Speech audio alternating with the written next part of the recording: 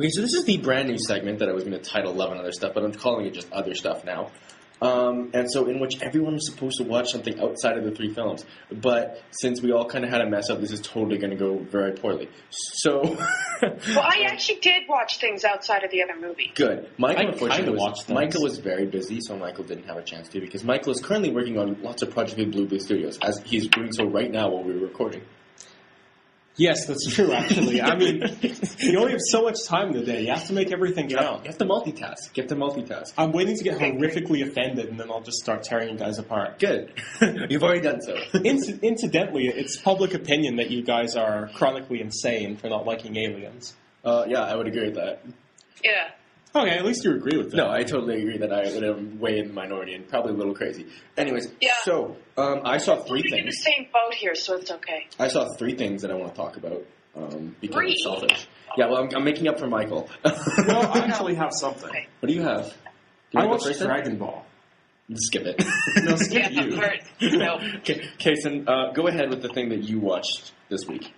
Well, technically I watched 2, but if I start talking about A Knight's Tale, I'm going to go into a tangent rant of anger, so I'm not going to talk about that. That movie's kind of cute. I did watch, the one that I've been really wanting to watch for a long time was Would You Rather, which is that new, well not new, but newer horror film about like a bunch of people being invited into a house and fighting to earn money to help with their life issues. Who needs the monies? And it wasn't as scary as I'd anticipated it to be. It was more of like a thriller because it puts you in a mindset of like, would I actually do this? Or like if I was in that same boat, what would I do? And it was scary in that way, but not being the best thing that I've seen, it was actually kind of entertaining. Would I watch it again? No. But it was kind of entertaining. It was entertaining? That's good. Yeah, who's it in definitely this wasn't a 10 out of 10, but it was a... No. I'd call it about a 6. It's like a 6 out of 10 would let touch or something like that, yeah. Would let touch. If drunk, would watch again. Drunk, would watch again. So, on the actual less than a 5? On the actual scale of 1 to 5, the actual letterbox scale that we use out of 5, what would you give it? 2.5. 2.5. Okay, that's kind of weird. You should be more of a troll and say something like 2.3589. 8675309, Jenny. Exactly. No, but 8675309. 8675309. Anyway. 867. Who directed the film? Perchance, do you know? Who directed the film? Perchance, do you know? Nope. I could look it up, not off the top of my head. I'll just guess and say Martin Scorsese. Genre conversation fame, Martin Scorsese. No. Curiously, who stars in the film? Brittany Snow is in that film. Oh, She's good. The only one I thought you were going to say Britney Spears, and I was about to cry. No. Okay, David Guy Levi is the guy who directed the movie. David Guy Levi. What else has he done? That name is not familiar to me. He designed Levi pants. Did he actually? No, probably not. That'd be awesome. Apparently Levi's in trouble about something, too. Try to read things that he hasn't really directed a lot of stuff as much as he's produced a lot of stuff. Okay. So this is kind of one of his first directorial roles. He's produced or directed more recent things, which is Mashup Theater, Trailer Park Boys, The Wire, which is a short film. He directed Love The Wire. Affair of Sorts in 2011, Would You Rather in 2012. He produced a lot of things. I don't recognize any of them. Fun. So, yeah. Yeah, all right. So he's kind of one of those indie directors. Makes sense. Yeah, definitely. I mean, yeah. This is probably his biggest movie out of all the things that I'm looking at right now. Exciting. So what else did you notice within the film? Anything interesting? Anything kind of bad? Well, other than the fact that you can definitely... I don't know if it was just me, but there definitely wasn't a lot of money put into special effects. For an indie director. Yeah, for an indie horror movie. Yeah, I know. Not... But you kind of expect, like, when you watch a horror film, you kind of have this, like, expectancy of having lots of blood. Godzilla disagrees with you. Well, you know, when you watch that kind of movie where there's people going to die, like, in a close area, like, they're all sitting in this dining room. So you kind of expect that. Like, I was really disappointed. Like, the guy was holding dynamite in his hand, and his hand blew up. I expected a little bit more dramatic. I see. Like, So in other like words, Tropic they weren't Thunder, smart. like Tropic Thunder, where his hands kind of just like split into little like stuff. Yeah, no, I didn't think the explosion was realistic. It could just be me and my no knowledge of explosions, but like only 2 fingers blew off his hand, and I'm like, That's and he not died how from dynamite it. works. Team Nice Dynamite. Yeah, that was just my humble opinion, though. Okay. So you're saying his problem was less that he was indie and more that he tried to tackle effects outside his means. That probably seems about like most indie horror movies ever made. Well, if you look at the means in which they died, the people died being whipped, being stabbed by a screwdriver in the thigh. That sounds funny. The guy got shot, they drowned, so it's all the easy ways of killing people off without involving a lot of special effects. That's pretty cute. I like that idea. It is. Like, if you don't have a lot of money, that's a good way to do it. But when they actually brought in, like, the dynamite and stuff, I was kind of like, oh, this will be good then. But, yeah, like, you were expecting a showpiece. I don't know, like, The Exorcist, though, like, pretty much all of the effects in that movie are all practical effects. Like, the vomit scene is all done, like, practically, with a tube and stuff like that, and, like, reversal of film, yeah.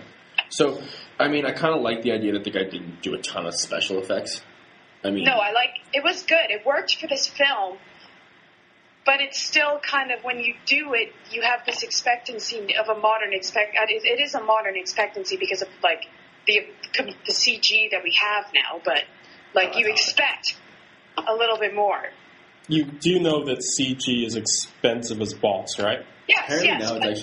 Now it's at the point where CG is less expensive than practical effects, is what somebody said. Depends on the effects. I heard that. It's true. That's right. It is. I'm not denying that it's expensive, but you look at all these modern movies that have at least some sort of basic CG, and you kind of expect it. Yeah, it's but just modern. Isn't that kind of like going to McDonald's and wondering why it isn't like Normand's? Yeah, like, isn't that why we go to McDonald's and, like, you get a Big Mac, but they don't give you a Big Mac? Like, no, I mean, like, they're different beings. You know, they're never going to be on the same plane because they can't emulate one another. You know what they call a quarter pounder in France? Royale with cheese. Ow! I think you just go home. I had to make that reference. I'm sorry, I had to do it. Want to know why that is? Because of the metric system. Good grief. So, right. And now we have hit all new blow with a joke about the metric system. Hey man, if Tarantino can make that joke, I can too. Good grief. Because you're definitely on the same plane of production values as Tarantino. I mean, obviously. Haven't you listened to this podcast, man? The last one sounded like you were all coming out of a tin box. Is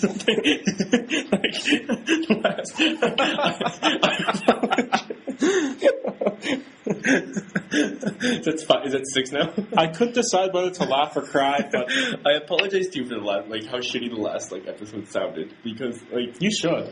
Yeah, it was, like, something weird. I clicked the wrong button, and so it ended up being, like, recording at, like, a lower frame rate than I want, like I see. It ended up, creating itself at a lower frame rate than I wanted, so it sounded like we were all coming out of a tin box. Well, in order to make it up to audiences everywhere, we should take turns slapping you.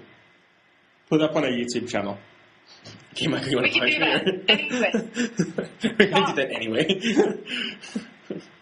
All right, Tom, what movies did you watch this week? Okay, so I saw 3 things. I got out to the theater to see... The first one, I saw 3 things. One was okay, one was good, one was a masterpiece. And so the first one that was okay was I got out to the theater to see X-Men, The Days of Future Casting. I'm going to spoil it. You don't love yourself, do you? I don't know. It was okay. I mean, I'm going to spoil it. Do either of you guys care if I spoil it? Not in the least. I don't care about the X-Men. I will probably be shot for saying that, but I really couldn't care less. Yeah, that's fine. I don't care about the movies either. To be honest, I'm not a huge fan. I had to go see it because Umar said, Tommy, go see that. Or Fearless Leader said, Tommy, go see that because I want articles about that. I'm like, sure, fine, whatever. Wow, you're whipped. So I went and saw it. And kind of what I came to the conclusion of was that I was like, okay, there's some storylines I like. It's like an X-Men. It's basically the perfect X-Men movie in that X-Men itself, there's some storylines that are good and some that are really bad. And so the ones that were good was like Peter Dinklage as the villain was great. Dinklage. The midget from Game of Thrones. Kasen. Yes. That Yes. he was great. He was great. There's a scene involving Evan Peters as Quicksilver, who's like Hammy the squirrel from Over the Hedge. That's basically his power. No, he should have played as Hammy the hamster. His power is that he moves really fast. Like that was a great moment. There's like 10 seconds at the beginning where Ellen Page and Carrie Fox guy are together. That was pretty cool. If you've noticed anything so far, I've only mentioned the outlier storylines. The actual main storyline is brutal. And James McAvoy and Hugh Jackman. I think you need to be more clear. Brutal as in actually brutal, or brutal as in I wanted to kill myself watching this. It's just not good. Okay, it was I don't know. Like James McAvoy doesn't have like any charisma, and like it's so frustrating because the story is about Jennifer Lawrence's character, but it doesn't center on her. So, like the story is about something that she does, and they have to go into the past to rectify that or remove her from, like, basically make it so she doesn't do that. You're telling me she's a non-entity in her own story? Yes, that's beautiful. It's the dumbest thing. I'm like, why is this movie focused on James McAvoy when it should be focused on basically the most talented actor you have thespian you have in the entire cast, and you don't do that? Like, it's such a lazy choice. I mean, some of the visual effects are okay. They're not, like, it's not great. I mean, the biggest issue I have with it is at the very end of the movie. Like, it spends so much time trying to get you to care about everything that happens, and then basically it just says, okay, now none of that actually happened. Like, the whole movie is based around time travel, so it sends him back to wherever, and it basically sends out a whole bunch of ripples that says, remember X-Men's 1, 2, and 3? Yeah, those didn't happen. Oh. So, yeah, like, it basically, that was the last 5 minutes of the movie, was like, Jean Grey is back, and Cyclops is back, and all of these people that died are back, and Anna Paquin has her powers again. And you're like, what? This doesn't make any sense. Yes, it does. Merchandising. Well, but it's like, I was like, why would you do this? Like, you just basically just said, merchandising. Yeah, remember all those X-Men movies? Yeah, those don't exist anymore. This is the... Well, it's hard to buy into the thing because it's now, you basically created you're trying to tell me, oh, this is the storyline you should care about. When I'm like, well, in 6 years, if you don't like this, you're just going to erase it and start over. Well, I just like to say that I'm sick of time travel movies trying so hard. Chrono Trigger was a great game because it took... Chrono Trigger? Yes. Now you shut the hell up. Chrono Trigger was a great game because it didn't care that much about the consequences of time travel. It went about, what would happen if people could travel through time? Wow, that's pretty freaking awesome. And they would do something like someone would kill off the character and you're like, oh, snap, now the history timeline has changed. But it was very minimal. It was having fun with the concept. And nowadays it seems like all the movies are, time travel sucks. Let's make this the most depressing and horrible thing ever. Because it sucks. I mean... And consequences. I'm like, maybe I don't want consequences and suckiness in my fantasy movie. I mean, like, I don't... like. It definitely doesn't do the time travel sucks. It actually uses time travel as a good thing. There's a scene where Nicholas Hell as Beast, which is another great side storyline, by the way, he says something about, well, I don't know, there's a theory in time travel that no matter what happens, everything will kind of rectify itself back to where it should be. Right? So maybe... The water theory, essentially? Yeah, basically, the water theory, right? And then James McAvoy's like, I don't believe in that theory. And then basically they have it, he's like, if I make enough pebbles, it'll just reset everything. And that's exactly what happens. I was like, really? Like, this doesn't make any sense. Why would you do this? This is terrible. But again, that's not really playing with the concept. Well, especially since the end result is undoing everything they've done so far because they want to sell more Cyclops toys. Kinda, yeah. I mean, so anyways, yeah, that was X-Men Days of Future Past. It was okay. I mean, the first hour was great, too. Like, the first hour was really fun. I looked down at my watch, like, because I like to just keep track of when everything's happening. And How dare you? I looked down at my watch and I was like, oh, okay, only 20 minutes passed. I looked at my watch and like, an hour's passed already? I was like, wow, this movie's going really good. This is amazing. This is going to be like the best superhero movie of all time. And then like the second hour was just so plodding and boring. And you died beside. A little bit. I was like, you wasted this great moment with Quicksilver. Like, Quicksilver has this one great scene where he just basically, like, it's one of the best moments of, like, ever in a movie. One of the best moments in ever. In ever. Truly, you are the next Roger Ebert from the way you quantify things. Genre conversation fave, Robert Ebert. No. I mean, yeah, and, like, he's obviously going to be a great character for the later movies and stuff, but I don't know. Whatever, and like Fassbender has something to do, I don't know. It was a missed opportunity. And then, so the other thing I saw was, Jim Jarmusch's Only Lovers Left Alive. which is this new movie starring Tom Hiddleston. It premiered last year at Cannes, so it's actually not that new. But It sounds like an awful porn. well, it wasn't. It stars Tom Hiddleston and Tilda Swinton as vampires. And Oh, good. I want to do Here an we episode. go again. No, I want to do an episode on vampire films. I agree. And because the genre gets unfairly maligned as Twilight, and Twilight isn't actually a vampire movie; it's a new paranormal not. teen romance, right? No, Twilight Okay, is just, let's sodomize everything that people love Okay. and care for. You're not jumping And then into let's compare Twilight. ourselves to Romeo and Juliet. Romeo plus Juliet, you mean? We're not jumping into Twilight right now. No, but we will touch on that one I'm later. just like Touch? because when I was watching this movie, it was like so much. It was so fun, and it brought up so many ideas about being able to live for forever and how do you appreciate life. And I really like that about it. And it's like this is what a vampire movie should be, not sparkling and whatever else Twilight is doing, right? Like, and I'm insulted that you even put the words vampire and Twilight in the same sentence. God damn it, Michael! I'm trying to Not very well. trying to let me use. Michael, you're big and possible. Well, someone has to. Oh, good. We're 20 minutes in. We Yeah. haven't covered the movie. Yeah, we so haven't. you should probably hurry the hell I'm up. trying, Michael. Yeah. So, anyways, this movie had so much it'll get slow. I will totally admit it's a slow movie. It's kind of mostly about these vampires hanging out, and I just felt it has such cinematic appeal. Like there's one moment where he drops a bottle of he has his blood in like a flask, and he drops it, and it kind of pools into the carpet as like a little man, and then it kind of evaporates into the carpet. I was like, oh, that's a really cool visual touch. And I don't know, it's kind of one of these. It was just a lot of fun. And Tom Hiddleston and Tilda Swinton just eat the scenery alive. Like they're like rah, rah, rah, and they just eat it. Like, But would it like be better candy. with Bela Lugosi? Well, everything would be better with Bela Lugosi. Let's be honest.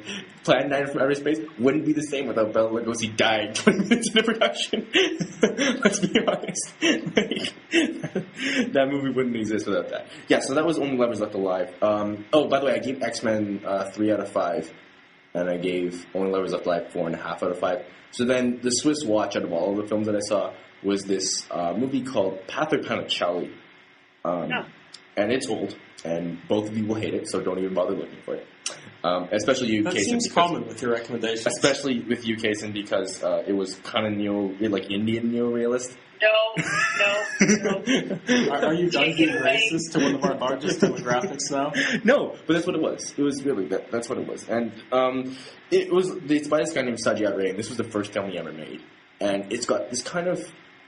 It feels almost like you're watching a real life play out in front of you. And Wow, that sounds really slow. it was pretty slow. But Was it in real time? no, it wasn't in real time, unfortunately. Oh, this isn't a Richard Linklater movie. Come on. And so it was just, I don't know. It had so much visual power. Like this is I think this is honestly one of my 5 favorite movies of all time. Okay. Like it was so good. I feel like I hear them a lot. I don't want to spoil it, so I'm not going to go into any more details about it. But man, this thing was a Swiss watch. This was like if a Swiss watch and like Belgian chocolates came together and had a baby, and then that baby had a baby with James Franco. That's what Panther Panchalli is. So it's an edible watch person? Part James Franco, edible white person. Yeah. I'll just go away with the Belgian. I think you should work on your English. I think we should work on his metaphors. No, Yeah, that's the word I was looking for. This thing was the edible Swiss watch James Franco baby. It was amazing. That metaphor does not work. It was confusing as hell. James Franco has shorts of every color, Michael. That makes even less sense. Oh, that's right. You haven't seen that movie. You get Scarface on repeat, shorts of every color. Movies Thomas has gone crazy. Spring break forever, y'all. We finally broke him. Wow, that sounds This bad. Pink Panther. The fact that we watched the wrong Pink Panther. All 3 of us watched like a different Pink Panther. One of us watching like the remake with Steve Martin is really giving me like a brain tumor right now. I'm sorry. Steve Martin is a brilliant actor, though. No. Infinity, no. Not since the mid '80s. He's kind Infinity, of phoned no. in everything since then. I love Steve Martin. Him and Eddie Murphy have kind of phoned everything in since like the '90s. Have they So we phoned should- everything in, or has their act gotten old? I think Eddie Murphy has mailed everything in, literally. Like, he's not even just phoned it in, he sent it by mail. He sent it by carrier pigeon. Like He has really strong pigeons, though. Yeah, I know. Because all that paper would weigh a lot. I mean, yeah, like, he... Unless he, like, ties a I don't know. USB stick to it or something, I mean, that would work. Supposedly, Eddie Murphy, like, devotes a small percentage of his paychecks to building his own recording studio. Why? Because that's his actual passion. He wants to actually create music.